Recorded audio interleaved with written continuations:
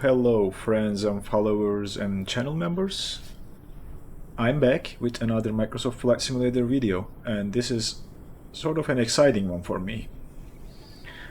As you may already know, Carenado and Microsoft released this aircraft as part of their announcement. You see in the background Beechcraft 17 Staggerwing, and I wasn't sure about this, but this is a classic biplane radial engine, so I couldn't resist. I had to have it. So this is going to be my style of review. I know there are some other reviews about this aircraft that's already on YouTube, but we will take a look at this aircraft sim pilot style, and we'll do a quick circuit and take a look at the flight characteristics, and we'll take a look at the exterior and interior model while we are on the ground, look at the startup procedure, and we will wrap it up. So hopefully this is not gonna be longer than 30 minutes. Without further ado, let's get started. As I said, this is a classic. It's a beautiful looking airframe, in my opinion, and the red color is what I picked because, man, it looks nice. The exterior model, I think, is done to a high quality. When you get close, you see the engine cowling, you see the pins and the details, the propeller, and the what is this called? The center of the propeller. I can't remember the English word for this, but it looks great. All the details are there, and the exterior model, I would say, is highly detailed. There is nothing can be said about the exterior model other than it looks beautiful. It looks almost like a display model. Came in for an air show and feels like we are just walking around it. To be honest, that's how I feel about it when I look at the airframe. The details, the landing gear, even the parts of the plane that you don't see are nicely done and down to a high quality standard and high detail. So it's great to see this, and at that price point I think this is a great work by Carenado and Microsoft. So big shout out to them. I think this is a very well done very well done model, 3D model, and an airframe. Let's just go around, and I'm sorry, I'm just using my keyboard. I should have plugged in my Xbox controller, but that issue is, I believe, still there when you plug it in. The sim crashes, so we'll just try to survive like this. The tail looks beautiful. All the details are there, and you just see this. And as I said, like this looks like a aircraft that's waiting for an air show. Nothing really alarming about the exterior model. Everything is looking very nice, very detailed. Even up close, all the pins, screws, everything looks very high quality and high resolution. I think you would appreciate the work that's put into this aircraft, especially the exterior model and the texturing quality. I think it just requires appreciation, in my opinion, because I have seen payware aircraft that has less quality than this one that are expensive. Look at this. I mean, you can even read the stickers and everything else. So yeah, that's my opinion about the exterior model. It looks beautiful, and I have no complaints whatsoever. Interior, on the other hand, is also very nicely done and of high quality. Look at these textures, that wood texture, the placards, the warnings text, the stickers, everything is nicely done. The instruments are super easy to read, high quality, high resolution, no problems whatsoever. Only thing I discovered is the flaps lever is not animated if you are using a controller or a binding on your controller, such as a HOTAS or a joystick. This animation probably will be fixed with an update. Other than that, everything looks very nice, very high quality. The leather texture, the window controls, the doorknobs, everything in this aircraft is high quality textures. And you can roll the windows. That's a nice touch, I would say. And this aircraft has only one door at the back, which is the passenger, left side passenger. And this door can be opened, which is also great to see. And look at that, like the sticker or the placard behind the door is even there, which is great to see. It is a little bit hard to read, but you can tell that this is attention to detail. The sounds in the cockpit are also nicely done, and we will hear the engine when we fire it up. It's just a unique sound of a radial engine. The roof textures, the headliner, the lighting, everything in this aircraft is like, yeah, it just amazed me when I saw it. Like, can't be like this at this price point, but it is. And I think this again requires an appreciation. Well done, Carenado. Well done, Microsoft. This is a very nice aircraft to have in my hangar, and I think I'm gonna enjoy flying this around, especially for VFR and in the new VR headset that I got. So I think this will be a good addition in VR to see around and fly low and, you know, just have fun. So let me know what you think. I'm pretty sure if you are curious about this biplane and knew that it was coming, you already had some research done and seen some videos. So let me know what you think about this aircraft in the comments, because so far, after a quick, you know, takeoff try, I am just blown away with the detail of the cockpit and the textures and everything. So this is a very high quality aircraft in terms of texturing and 3D modeling. It is nicely done. It's well taught. So I can't say anything else, I guess. Startup procedure is, we will take a look. Let's just go through the instruments very quickly, and let me just hide the yoke for a second. It has the classic steam gauges, airspeed indicator, altitude, vertical speed indicator, your heading, and your standby compass, your turn coordinator, a VOR instrument or VOR radio instrument. In other words, course deviation indicator or CDI. Your manifold pressure, your engine gauges, oil fuel pressure and temperatures, cylinder head temperature, amps, suction, gyro suction, and the generator, or I think this is the generator. Oh, it's the carburetor heat, I'm sorry. And then the digital gauge you see here is the fuel information, how much fuel you're burning and what's your endurance and how much fuel you got left in the tanks. That's what this one displays. I think I have seen this in other Carenado aircraft, so that might be coming from those aircraft and might be using the same code, but still, it's nice to see this. The circuit breakers are not operational, or in other words, in-op. This comes with a single KX165 COM and nav radio, and that nav radio is controlling your CDI, and comms is just a single radio that you can talk to ATC, but you don't have a second one.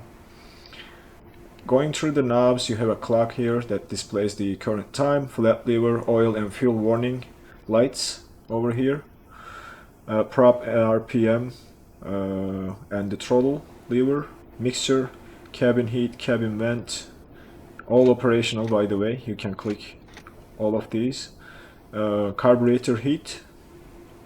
Over on this side is the tail hook and position gear, and then parking brake.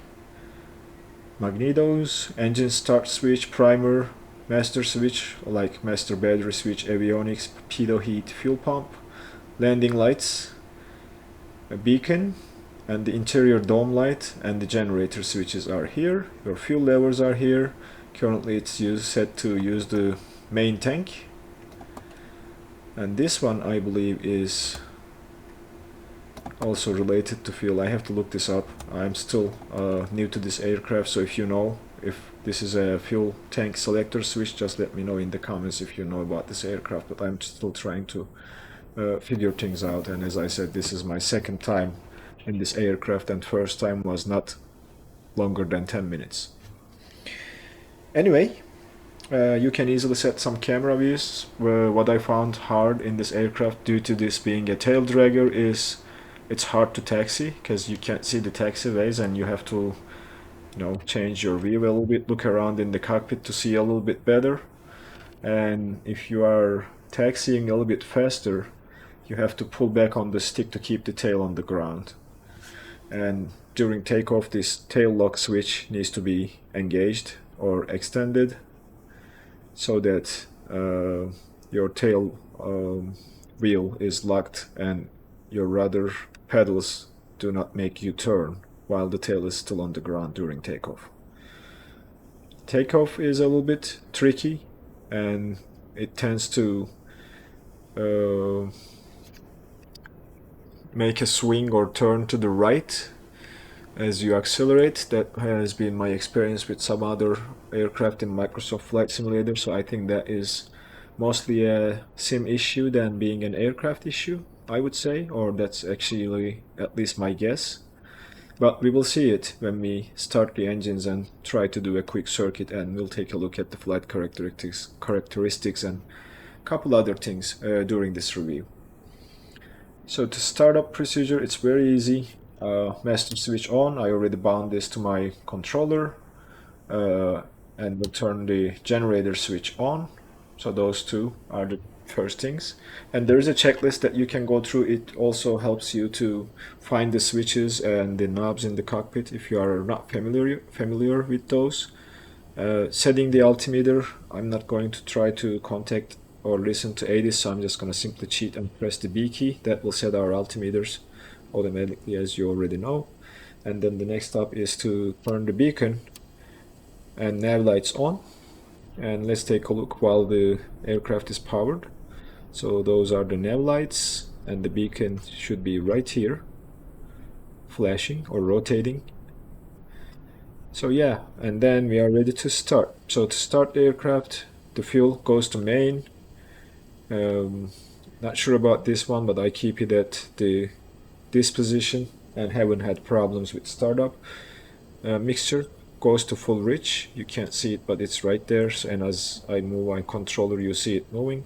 And prop RPM goes to full forward.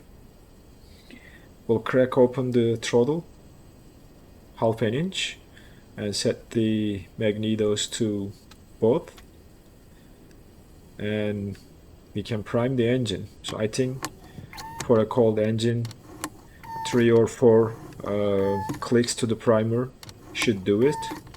And when you prime, only thing left is to press the starter switch and listen to that beautiful radial engine come to life.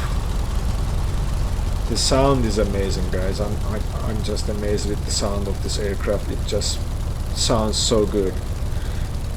Let's get outside for a quick second and listen to the engine. We will settle around 1000 RPM for idling, and so that our oil temperature can go up a little bit and the engine can warm up while we are listening to this beautiful engine sound outside. Look at that.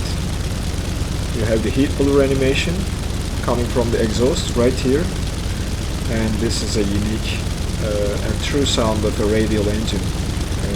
I'm telling you, I'm a big fan of the F4U Corsair, and it almost sounds like that aircraft to me. So very nice sounds, very nicely done, and it's just beautiful. I can just sit here and listen to this engine all day long. Alright, next up is to get us ready for taxi, and to do that we have to turn the, actually there is no taxi light switch on this aircraft. I believe it's the landing lights that you need to turn on, and they just come out and extend under the wings, and that's pretty much it to get this aircraft to taxi. And as soon as you release the parking for air brake, you will see this aircraft starting to roll, and it might pick up some speed, so you might have to play with your RPM or throttle setting or use your brakes to slow her down. But let's just go ahead and line up with the runway. We will be taking a left turn, and that's runway 7 in Tenerife, and we will be departing from there. And I have to figure out a way to make it easier to taxi in this aircraft when I'm flying with this. So I'm gonna go like this, and as you see, it started picking up speed very quickly, so we will just join this taxiway, idle the engine so that we don't speed, and I'm just pulling back on the stick to keep the tail on the ground and applying a little bit of brakes, just trying to follow the taxiway as much as I can. The wind is favoring runway 25 instead of 7. If you take a look at the windsock, it's coming from exactly where we were planning to take off, so I think we have to change the plans and taxi to runway 25 instead of runway 7, because wind looks like it's favoring runway 25 instead of 7. I think it was runway 25 if I'm not mistaken. So let's just give her a little bit of throttle to keep her moving, and we will try to maintain the center line of the taxiway and keep taxiing to the runway. So let me just do this part. I am just amazed with the sounds, and I'm just quite pleased with the interior model and the sounds of this aircraft, and the flight characteristics. We will dive into those a little bit later, but I think they are also nice, and this is a very easy to fly aircraft. So let me taxi to the runway, and we'll meet you guys there here in a second.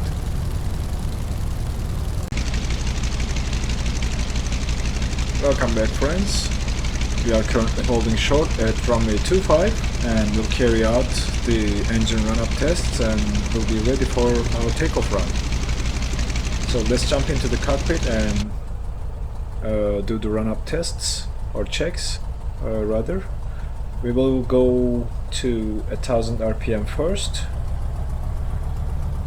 Parking brake is already set, so I don't have to mention that, I guess. 1000 RPM, T's and P's are looking good, so we'll go and carry out our run-up tests by first going to 1800 RPM for the run-up. So slowly increasing the power. Beautiful sounds again from the radial engine. That's about 1800 RPM, more or less. And we'll carry out a mag check. We'll go to left mag first, and you have to use your mouse wheel to control this, and slight drop in the RPM, about 50 RPM. We'll go back to both. It's hard to control at times, and we'll see that it's coming back to 18, and then we'll just go and carry on the right mag check. Again 50 RPM drop, so that means our mags are working correctly. We'll cycle the prop lever, and it's doing its job. And finally we'll check the carb heat, and we are expecting a slight drop in there too when we pull it up. Slight drop in the RPM, and pull it back in. It should climb back to 1800. That is also working, so that conclude, and we'll just idle, pull the throttle to idle, and wait for the engine to stabilize, and we'll check our idle RPM.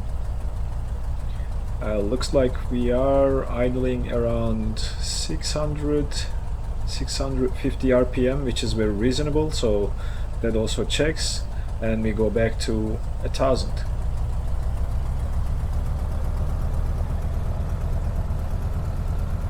Alright, so engine run up is complete and we are ready to line up and do our takeoff run. Let go of the parking brake, and as I said, it's hard to guess the taxiway routing, so I'm just trying to eyeball the center line and we'll try to line up using that as a reference. And I think this is going to look okay if we line up like this, and we'll just stop here and take a look at our position. Not too bad, off to the left a little bit, but I'm still getting used to the tail dragger in the sim and trying to figure out where to look when taxiing to line up properly. So that's a little bit my end, or on my end. That's a little bit on my end that I don't know where to check yet, because as I said, I haven't been in this aircraft for too long. P2 heat goes on, fuel pump can go on now, and the landing lights are already on, and I think we are ready to do our takeoff run. Alright, let's just position ourselves, start increasing the throttle, and we are going to apply some back pressure on the stick to keep the tail on the... Oops, sorry, I forgot to do this. Let me just go back, and we need to lock the tail, if I'm not mistaken, during takeoff, but I might be wrong, so don't quote me on that. But we will now carry on with the takeoff. Flap lever, I mentioned, is not animated. Flaps are already extended, and this aircraft has flaps on the upper wing but nothing on the lower, or flaps on the lower wing I believe, but nothing on the upper wing if we get a closer look. Yep.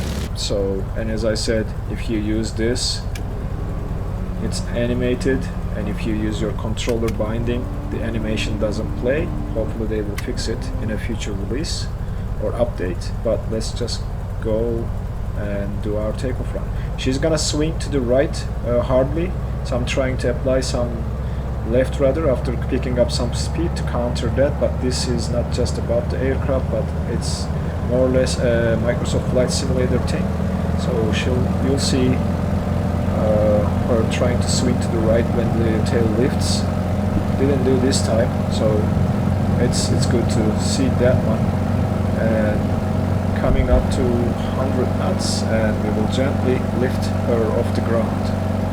She feels a little bit heavy on the pitch. Positive rate. We can now retract the landing gear, and beautiful animation there, as you see. And we can just bring in the flaps, and we will trim her for climb and set the power to 30 inches manifold pressure. And I'm doing a little bit of guesswork here because there is no documentation, unfortunately, so it's just me guessing the correct settings here. Prop can come to 2200, I believe, as we are almost in the red zone there. So we'll use that as the climb setting, and we'll trim aircraft for a 1500 feet per minute climb, and she should be able to do that. All in all, very easy to trim, I would say. It's not hard to trim and leave it alone, and she just keeps the trim setting you set and keeps going. As I'm saying that, I'm not able to stabilize the vertical speed and trim nicely, because sometimes when you are recording it takes a little bit more effort to get the trim set right, because I'm trying to pay attention to other things too. But all in all, I think she just flies beautifully. Look at that. A classic airplane with a radial engine that has a beautiful flight characteristic, I would say. Not sure if it's true to life. That's something I'm lacking the knowledge for, because I haven't flown a real aircraft. But from my experience in the sim, this is a very easy to fly aircraft, very easy to trim and enjoy in the sim. And hopefully it will work great in VR, which I haven't tested yet. Alright, we will climb and gain some altitude, like climb up to 4,000 feet, and we'll just carry on with the flight characteristics and do a stall test to see if it's simulated correctly. Stay tuned for that, because we are climbing and we'll be there momentarily.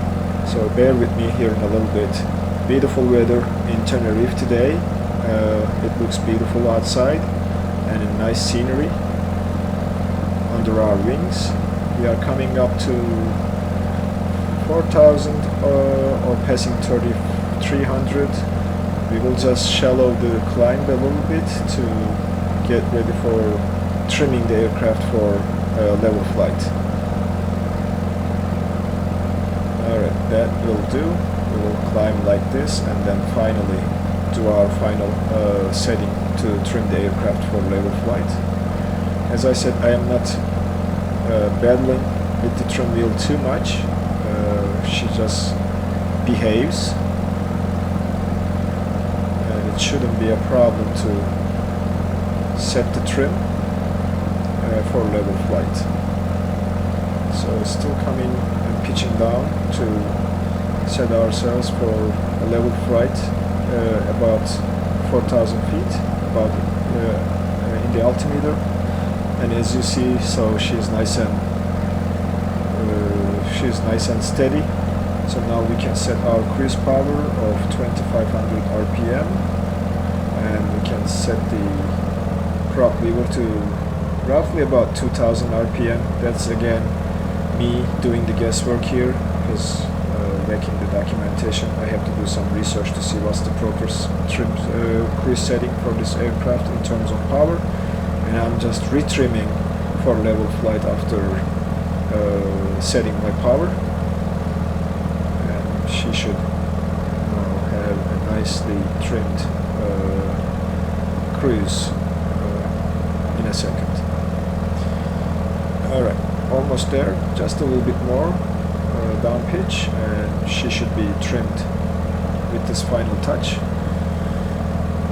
We'll quickly jump outside, take a look again, and it's beautiful to watch her from outside, and we'll retract the landing gear. We are in cruise now, and we'll just do some turns to see how she behaves. So let's go with the right turn. I'm banking almost at 25 degrees, I would say, and the nose is dropping. Obviously you have to apply some back pressure to keep the nose level with the horizon, so that your aircraft doesn't start descending. But other than that, she is just keeping the turn, and will get back to wings level, and she should go back to the trim setting and maintain the trim that we set. That is the expectation. It might take a little bit longer for her to stabilize due to the input that we had on the yoke, but she should come back to the setting that we have and stabilize at a level of flight, which you see is she is doing almost. You have to slightly adjust your trim to make it a little bit accurate, but all in all, I think she flies nicely, and because of the changes in light, you get to see the textures of the instrument panel. So you see it looks a little bit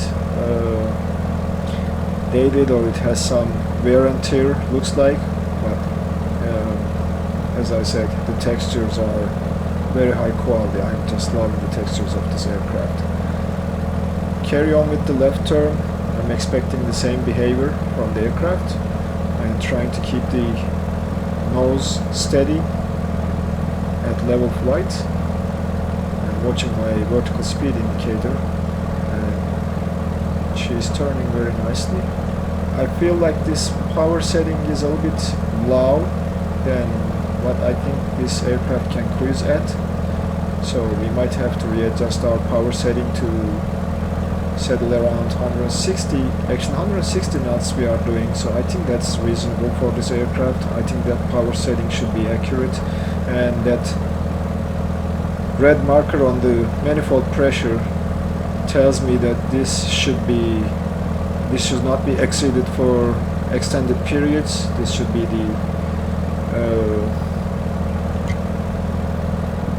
the red zone that you shouldn't pass for a long time, and that's what tells me that this is a good power setting for this aircraft without knowing for sure.